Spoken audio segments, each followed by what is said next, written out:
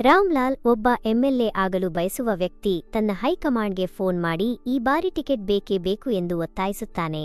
ಆ ಸಮಯದಲ್ಲಿ ಮನೆಯ ಕೆಲಸಗಾರ ದೀಪಕ್, ಒಂದು ಹುಡುಗಿ ನಿಮ್ಮನ್ನು ಭೇಟಿಯಾಗಲು ಹಠ ಹಿಡಿದಿದ್ದಾಳೆ ಎಂದು ಹೇಳುತ್ತಾನೆ. ರಾಮ್ಲಾಲ್ ಒಪ್ಪಿದ ತಕ್ಷಣ ಮೋಹಿನಿ ಎಂಬ ಸುಂದರ ಹುಡುಗಿ ಒಳಗೆ ಬರುತ್ತಾಳೆ. ಅವಳ ಸೌಂದರ್ಯಕ್ಕೆ ರಾಮ್ಲಾಲ್ ಮರುಳಾಗುತ್ತಾನೆ. ಮೋಹಿನಿ, ತಾನು ಅಡುಗೆ ಕೆಲಸ ಮಾಡಲು ಬಲ್ಲೆ, ಈ ನಗರಕ್ಕೆ ಹೊಸದಾಗಿ ಬಂದಿದ್ದೇನೆ, ಇಲ್ಲಿ ಸಹಾಯ ಮಾಡುವವರು ಇದ್ದಾರೆ ಎಂದು ಕೇಳಿದ್ದೇನೆ. ದಯವಿಟ್ಟು ನಿಮ್ಮ ಮನೆಯಲ್ಲಿ ಅಡುಗೆ ಕೆಲಸ ಕೊಡಿ, ನನಗೆ Chinese, south Indian, north Indian ಎಲ್ಲಾ ಅಡುಗೆ ಮಾಡಲು ಬರುತ್ತದೆ ಎಂದು ಕೇಳಿಕೊಳ್ಳುತ್ತಾಳೆ.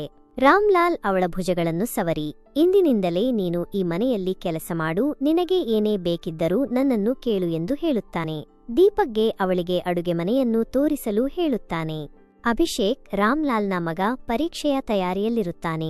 ಅವನ ತಾಯಿಯ ಆಸೆ ಸರ್ಕಾರಿ ನೌಕರಿ ಪಡೆಯುವುದು. ಅವನ ಪತ್ನಿ ರೋಹಿಣಿಗೆ ತನ್ನ ಗಂಡ ಪುಸ್ತಕದಲ್ಲಿ ಮುಳುಗಿದ್ದಾನೆ ಎಂಬ ಬೇಸರವಿರುತ್ತದೆ. ರಾಮ್ಲಾಲ್ ಬಂದು, ನಿನಗೆ ಯಾಕೆ ಆಫೀಸರ್ ಆಗುವ ಆಸೆ? ನಮಗೆ ಬೇಕಾದಷ್ಟು ಆಸ್ತಿಯಿದೆ, ನೀನು ನಮ್ಮ ಬಿಸ್ನೆಸ್ ನೋಡಿಕೋ, ಪತ್ನಿಯನ್ನು ಖುಷಿಯಾಗಿ ಇಟ್ಟುಕೋ ಎಂದು ಬೈಯುತ್ತಾನೆ.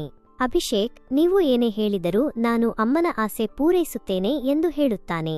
ರಾಮ್ಲಾಲ್ ಅಡುಗೆ ಮನೆಯಲ್ಲಿ ಹೊಸ ಕೆಲಸದವಳು ಬಂದಿದ್ದಾಳೆ, ಹೋಗಿ ನಿನಗೆ ಏನು ಬೇಕೋ ಮಾಡಿಸಿಕೋ ಎಂದು ಸೊಸೆಗೆ ಹೇಳುತ್ತಾನೆ.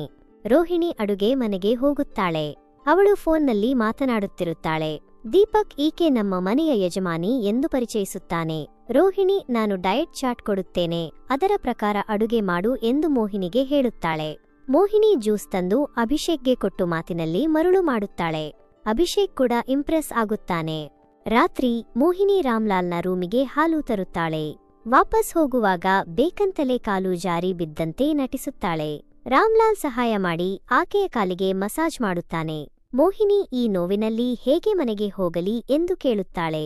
ರಾಮ್ಲಾಲ್, ನಿನಗೆ ಇಲ್ಲಿ ಒಂದು ರೂಮ್ ಕೊಡುತ್ತೇನೆ, ಇಲ್ಲೇ ಉಳಿದುಕೋ ಎಂದು ಹೇಳುತ್ತಾನೆ. ದೀಪಕ್ಗೆ ರೂಮ್ ಕೊಡಲು ಹೇಳುತ್ತಾನೆ. ಸ್ವಲ್ಪ ಹೊತ್ತಿನ ನಂತರ ಒಬ್ಬ ಮುಸುಕುಧಾರಿ ವ್ಯಕ್ತಿ ಮೋಹಿನಿಯ ರೂಮಿಗೆ ಬರುತ್ತಾನೆ. ಅವನು ಅವಳನ್ನು ತಬ್ಬಿಕೊಳ್ಳುತ್ತಾನೆ. ಮೋಹಿನಿ, ನನಗೆ ಗೊತ್ತಿತ್ತು ನೀನು ಬರುತ್ತೀಯ ಎಂದು ಹೇಳುತ್ತಾಳೆ. ಆ ಸಮಯದಲ್ಲಿ ರಾಮ್ಲಾಲ್ ಬಾಗಿಲ ಬಳಿ ಬರುತ್ತಾನೆ. ಮೋಹಿನಿ ಮಲಗುತ್ತಾಳೆ. ರಾಮ್ಲಾಲ್ ಆಕೆಯ ಕಾಲನ್ನು ಸವರಿ ರೊಮ್ಯಾನ್ಸ್ ಶುರು ಮಾಡುತ್ತಾನೆ. ಮೋಹಿನಿ ಮೊಬೈಲ್ನಲ್ಲಿ ರೆಕಾರ್ಡ್ ಮಾಡಲು ಸಿಗ್ನಲ್ ಕೊಡುತ್ತಾಳೆ. ಮುಸುಕುಧಾರಿ ವ್ಯಕ್ತಿ ವಿಡಿಯೋ ಮಾಡುತ್ತಾನೆ. ಮರುದಿನ ರೋಹಿಣಿಯ ರೂಮ್ನಲ್ಲಿ ವಜ್ರದ ನೆಕ್ಲೆಸ್ ನೋಡಿ ಹಾಕಿಕೊಳ್ಳಲು ಹೋದ ಮೋಹಿನಿ ಸಿಕ್ಕಿ ಬೀಳುತ್ತಾಳೆ. ಅಭಿಷೇಕ್ ಬಂದು ಏನಾಯಿತು ಎಂದು ಕೇಳುತ್ತಾನೆ. ಮೋಹಿನಿ ನಡೆದದ್ದನ್ನು ಹೇಳಿ, ನಮ್ಮಂತ ಬಡವರಿಗೆ ಆಸೆ ಇರುತ್ತದೆ ಎಂದು ಹೇಳಿ ಅವನನ್ನು ತಬ್ಬಿಕೊಳ್ಳುತ್ತಾಳೆ.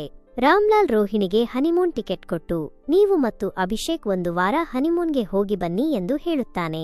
ಅಭಿಷೇಕ್, ನಾನು ಪರೀಕ್ಷೆಗೆ ತಯಾರಿ ಮಾಡಬೇಕು, ಹೋಗುವುದಿಲ್ಲ ಎಂದು ಹೇಳುತ್ತಾನೆ.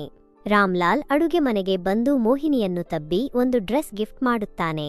ರಾತ್ರಿ ಅದನ್ನು ಹಾಕಿಕೊಂಡು ಬಾ, ನಾನು ಸ್ವರ್ಗ ತೋರಿಸುತ್ತೇನೆ ಎಂದು ಹೇಳುತ್ತಾನೆ. ದೀಪಕ್ ಬರುತ್ತಾನೆ. ರಾಮ್ಲಾಲ್ ಕೋಪಗೊಂಡು, ನೀನು ಯಾವಾಗಲೂ ಅಡುಗೆ ಮನೆಯಲ್ಲಿ ಇರುತ್ತೀಯಾ, ಇನ್ಮೇಲೆ ನೀನು ಅಡುಗೆ ಮನೆ ಕೆಲಸ ಮಾಡಬೇಡ ಎಂದು ಬೈಯುತ್ತಾನೆ. ಅವತ್ತು ರಾತ್ರಿ ಮೋಹಿನಿ ಅಭಿಷೇಕ್ಗೆ ಕುಡಿಯುವ ಹಾಲಿನಲ್ಲಿ ಏನೋ ಮಿಕ್ಸ್ ಮಾಡಿ ಕುಡಿಸುತ್ತಾಳೆ. ಪ್ರಜ್ಞೆ ತಪ್ಪಿದ ಅಭಿಷೇಕ್ ಜೊತೆ ರೊಮ್ಯಾನ್ಸ್ ಮಾಡಿದಂತೆ ವಿಡಿಯೋ ಮಾಡಿಸುತ್ತಾಳೆ. ರಾಮ್ಲಾಲ್ ಕೊಟ್ಟ ಡ್ರೆಸ್ ಹಾಕಿಕೊಂಡು ರಾಮ್ಲಾಲ್ ಜೊತೆ ರೊಮ್ಯಾನ್ಸ್ ಮಾಡುತ್ತಾಳೆ. ಮೋಹಿನಿ 10 ಲಕ್ಷ ಹಣ ಬೇಕು ಎಂದು ಕೇಳುತ್ತಾಳೆ. ರಾಮ್ಲಾಲ್ ಕೋಪಗೊಂಡು, ನಿನ್ನ ಬೆಲೆ 10 ಲಕ್ಷನ ಕೊಡಲಾಗುವುದಿಲ್ಲ ಎಂದು ಹೇಳುತ್ತಾನೆ. ಮೋಹಿನಿ ವಿಡಿಯೋ ತೋರಿಸಿ ನಾಳೆ ಬೆಳಗ್ಗೆ 10 ಲಕ್ಷ ಬೇಕು ಎಂದು ಹೇಳುತ್ತಾಳೆ. ಮರುದಿನ ಅಭಿಷೇಕ್ನ ವಿಡಿಯೋ ತೋರಿಸಿ ರೋಹಿಣಿಯ ನೆಕ್ಲೆಸ್ ಬೇಕು ಎಂದು ಬ್ಲಾಕ್ ಮೇಲ್ ಮಾಡುತ್ತಾಳೆ. ರಾಮ್ಲಾಲ್ ಹಣ ಕೊಟ್ಟು ಮನೆ ಬಿಟ್ಟು ಹೋಗು ಎಂದು ಹೇಳುತ್ತಾನೆ. ಮೋಹಿನಿ, ನನಗೆ ಬೇಕಾದಾಗ ಹಣ ಬೇಕು, ಪೂರ್ತಿ ಮಾವಿನ ಹಣ್ಣಿನ ರಸ ತೆಗೆಯುವವರೆಗೂ ಹೋಗುವುದಿಲ್ಲ ಎಂದು ಹೇಳುತ್ತಾಳೆ. ಯಾರೋ ಒಬ್ಬ ವ್ಯಕ್ತಿ ಫೋಟೋ ತೆಗೆಯುತ್ತಾನೆ. ರೋಹಿಣಿ ಮೋಹಿನಿಗೆ ಹೊಡೆಯಲು ಹೋದಾಗ ಮೋಹಿನಿ ಕೈ ಹಿಡಿಯುತ್ತಾಳೆ. ರಾಮ್ಲಾಲ್ ಮೋಹಿನಿಯ ಪರವಾಗಿ ಬರುತ್ತಾನೆ. ಅಭಿಷೇಕ್ ನೆಕ್ಲೆಸ್ ತಂದು ಮೋಹಿನಿಗೆ ಕೊಡುತ್ತಾನೆ. ಮೋಹಿನಿ, ನಾನು ಕೇಳಿದಾಗ ಹಣ ಕೊಡು, ಪರೀಕ್ಷೆಗೆ ತೊಂದರೆ ಕೊಡಬೇಡ ಎಂದು ಹೇಳುತ್ತಾಳೆ. ಮೋಹಿನಿ ಹಣ ಮತ್ತು ಗಿಫ್ಟ್ ಪಡೆಯುತ್ತಾಳೆ. ಅಭಿಷೇಕ್ ಪರೀಕ್ಷೆಯಲ್ಲಿ ಫೇಲ್ ಆಗುತ್ತಾನೆ. ಮೋಹಿನಿ 50 ಲಕ್ಷ ಹಣಕ್ಕಾಗಿ ಬ್ಲಾಕ್ ಮೇಲ್ ಮಾಡುತ್ತಾಳೆ. ಅಭಿಷೇಕ್ ಸೂಸೈಡ್ ಮಾಡಲು ಪ್ರಯತ್ನಿಸುತ್ತಾನೆ. ರಾಮ್ಲಾಲ್ ಹಣ ಕೊಟ್ಟು ಮೋಹಿನಿಯನ್ನು ಕಳುಹಿಸಲು ನಿರ್ಧರಿಸುತ್ತಾನೆ. ಪೊಲೀಸರು ಬರುತ್ತಾರೆ. ಫೋಟೋ ತೆಗೆದಿದ್ದು ಪೊಲೀಸರೇ ಆಗಿರುತ್ತಾರೆ. ದೀಪಕ್ ಮತ್ತು ಮೋಹಿನಿ ಗಂಡ ಹೆಂಡತಿ ಬ್ಲಾಕ್ ಮೇಲ್ ಮಾಡಿ ಲೂಟಿ ಮಾಡುತ್ತಿದ್ದರು ಎಂದು ಹೇಳುತ್ತಾರೆ. ಅಭಿಷೇಕ್ ಪೊಲೀಸರಿಗೆ ಮಾಹಿತಿ ನೀಡಿದ್ದಾಗಿ ಹೇಳುತ್ತಾನೆ. ರಾಮ್ಲಾಲ್ ಕೂಡ ಬ್ಲಾಕ್ ಮೇಲ್ನಿಂದ ಹಣ ಕೊಟ್ಟಿದ್ದಾಗಿ ಹೇಳುತ್ತಾನೆ. ಪೊಲೀಸರು ಮೋಹಿನಿ ಮತ್ತು ದೀಪಕ್ನನ್ನು ಅರೆಸ್ಟ್ ಮಾಡುತ್ತಾರೆ. ಮೋಹಿನಿ ಮತ್ತು ದೀಪಕ್ನನ್ನು ಪೊಲೀಸರು ಬಂಧಿಸಿ ಕರೆದುಕೊಂಡು ಹೋದ ನಂತರ ರಾಮ್ಲಾಲ್ನ ಮನೆಯಲ್ಲಿ ಶಾಂತಿಯ ವಾತಾವರಣ ನೆಲೆಸಿತು. ಆದರೆ ಆ ಶಾಂತಿ ತಾತ್ಕಾಲಿಕವಾಗಿತ್ತು. ಈ ಘಟನೆಯಿಂದ ರಾಮ್ಲಾಲ್ನ ಪ್ರತಿಷ್ಠೆಗೆ ದೊಡ್ಡ ಪೆಟ್ಟು ಬಿದ್ದಿತ್ತು.